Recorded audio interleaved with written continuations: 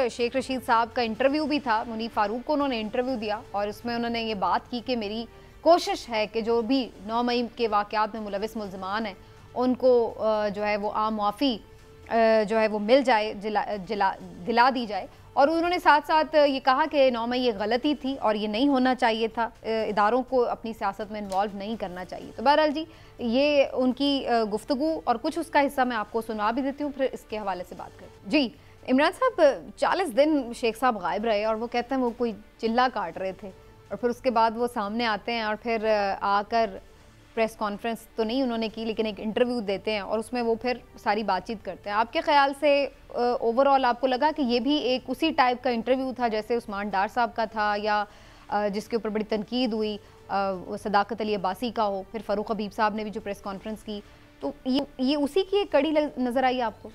देखिए स्मिना, शेख रशीद साहब ने बड़ी ग्रेसफुली ये इंटरव्यू दिया और बड़ी अच्छी तरह सारे सवालात का जवाब भी दिया। और जो हिस्सा भी आपने चलाया हमने यहाँ इस प्रोग्राम में वो भी देखें, उसमें उन्होंने ये कहा है कि अगर आसिम मुनीर साहब से उनकी मुलाकात हो तो वो उनसे यही कहेंगे कि आम आदमियों को छोड़ दें, लेकिन आम आदमी जो है उसको आम माफ़ी का ऐलान कर दिया जाए।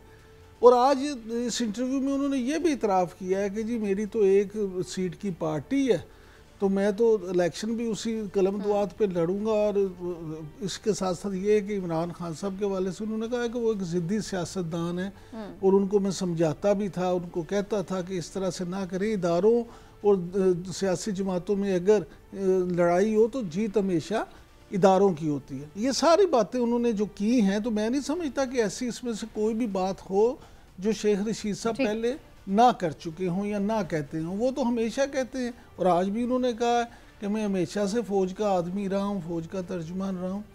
जहाँ तक चिल्ले की बात है, तो अगर वो 40 दिन का चिल्ला, वो इस पे बड़ा शुक्र कर रहे थे कि जी चलें, अब उस पर मैं क्या बात कर रहा हूँ, मैं इसी पे चलती हूँ रूमी साहब की तरफ जो आपने बात की है।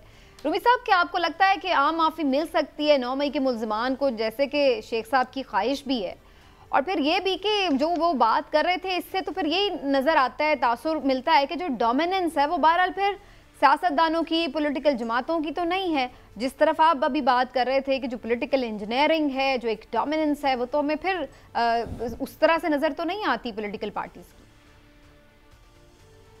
देखिए, बात यह है कि इस वक्त मामला जो है ना वो बड़ा अजीब पेचीदा हो चुका है, और वो पेचीदा इसलिए हुआ है कि अनफॉर्चुनेटली पिछले 5-6 महीने की जो सियासत है पाकिस्तान में, उसमें सियासी पार्टियों ने, खुसूसन वो पार्टीज़ जो पहले इक़्तिदार में थीं, पीडीएम और उसकी हलीफ जमातें, पीपल्स पार्टी भी शमूल, उन्होंने जिस तरह से अपने इख्तियारात और वो मुंतकिल किए या उन पे खुद ज़रबे कारी लगाई, उससे पाकिस्तान में जमहूरियत की जो स्पेस है वो कम हुई है।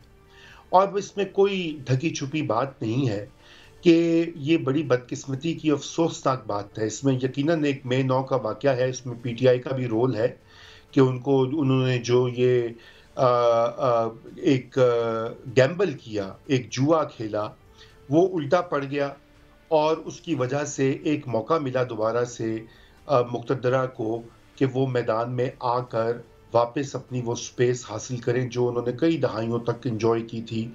ये पिछले 2-3 जो हुकूमतें रही हैं, उसमें आहिस्ता-आहिस्ता लग रहा था कि मुल्क में रेगुलर इलेक्शंस हो रहे हैं, शायद यहाँ पे इदारे मजबूत होंगे, सिविलियन इदारे, मगर ये सारा काम रिवर्स हो चुका है। देखिए, ये मैंने मंजर कशी इसलिए कर रहा हूँ कि आज जो कुछ हो रहा है पाकिस्तान में, उसको समझने के लिए इसको समझना बहुत ज़रूरी है। अब इस लिमिटेड स्पेस के अंदर, जहाँ पर एक पॉपुलर लीडर जो है और उसके कई कारकुन और सपोर्टर्स नज़रबंद हैं मुख्तलिफ केसेस में, सही गलत इसका फैसला अदालतों ने करना है, और दूसरी तरफ एक वो लीडर जिसको पहले खुद ही निकाल कर बड़ी हीलो हुज्जत के बाद, बड़ी जिसे कहते हैं पूरी इंजीनियरिंग करके उसको मैदान से बाहर निकाल कर अब दोबारा उसके लिए रास्ता खोल दिया गया, मतलब एक मजाक ही बन गया ना।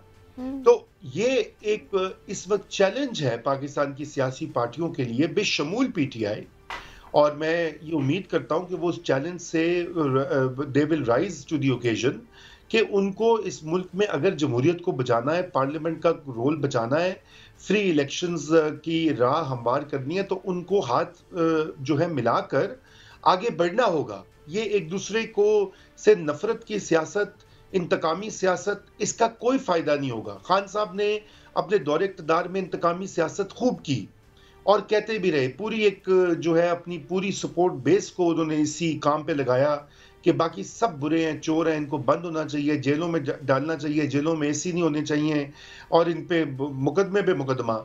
और फिर उसके बाद जब ये पहिया घूमा है तो वही अब खान साहब की और उनकी पार्टी के साथ हो रहा है। हर लीडर उनका जेल में है और जो प्रेस कॉन्फ्रेंस करता है या टीवी पे आके जो है वो अपनी लॉन्ड्री जो है वो धो लेता है तो फिर वो पाक साफ हो जाता है। अब ये भी क्या मजाक बन गया है।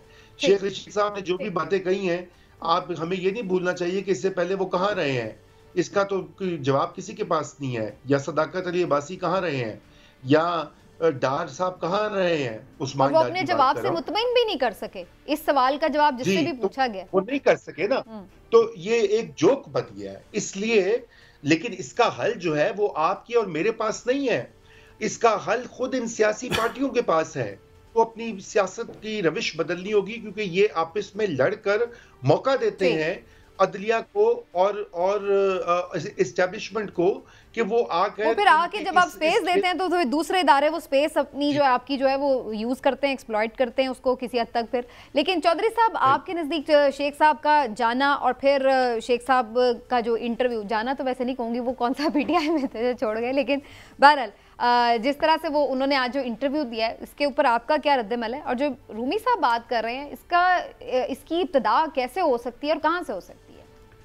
देखिए, जो शेख रशीद साहब ने बातें की, शेख रशीद साहब क्योंकि ग्रास रूट लेवल से एक पॉलिटिकल वर्कर हैं, आए हैं, उन्होंने अपनी पहचान बनाई है, वो एक ज़हीन आदमी है और वो उनको वो एक बात का अच्छा खेले आज उनको तरीक़ाकार भी पता है। आज उन्होंने जो एक नया वहाँ पे मामला किया है कि अहम माफ़ी का ऐलान करें, मैं समझता हूँ कि एक बहुत अच्छी बात है। और जो मुक़्तदर हल्के हैं अगर उस पर सोचें, आखिर ये हमारी अपनी कौम है, पाकिस्तानी लोग हैं, अगर ये कोई बह गया जज्बात में या किसी ने कोई किसी के बहकावे में आ गया या कोई ऐसी बात होगी तो इस पर ज़रूर गौर करना चाहिए। और अगर माफ़ी वाला सिलसिला शुरू होना है तो फिर होना चाहिए। देखिए, यहीं से बात शुरू होगी। इस्टेब्लिशमेंट हैं, मियां नवाज शरीफ हैं और चेयरमैन पीटीआई हैं, मेन प्लेयर हैं, बाकी जो जमातें हैं, इनको रूल्स ऑफ द गेम तो बनाने पड़ेंगे। मौलाना साहब ने भी ये बात की है। देखिए, मौलाना साहब गुंजाइश फार्मूला, देखिए जब तक आप ये मामलात नहीं करेंगे पाकिस्तान में गैर यकीनी सूरत हाल जो है वो कायम रहेगी और गैर यकीनी सूरत हाल की वजह से पाकिस्तान का बहुत नुकसान हो रहा है। आखिर देखिए, शख्सियात से ऊपर मुल्क होता है, मुल्क से आगे कोई चीज़ नहीं होती। इदारों से भी ऊपर मुल्क है, शख्सियात से भी आगे मुल्क है और इदारे और मिल्क के शख्सियात मिल के मुल्क बनाते भी हैं, चलाते भी हैं। अब पाकिस्तान की बात करने की ज़रूरत भी है, लेकिन फिर उसके लिए सबको अपनी अपनी पोजीशन से थोड़ा पीछे हटना होगा। अगर नहीं हटेंगे तो फिर पाकिस्तान का होगा और पाकिस्तान का बहुत नुकसान होगा। पहले भी हुआ, 70 में भी हुआ, सबका अपना भी हुआ। सबसे ज्यादा नुकसान ही पाकिस्तान। बिल्कुल ठीक है।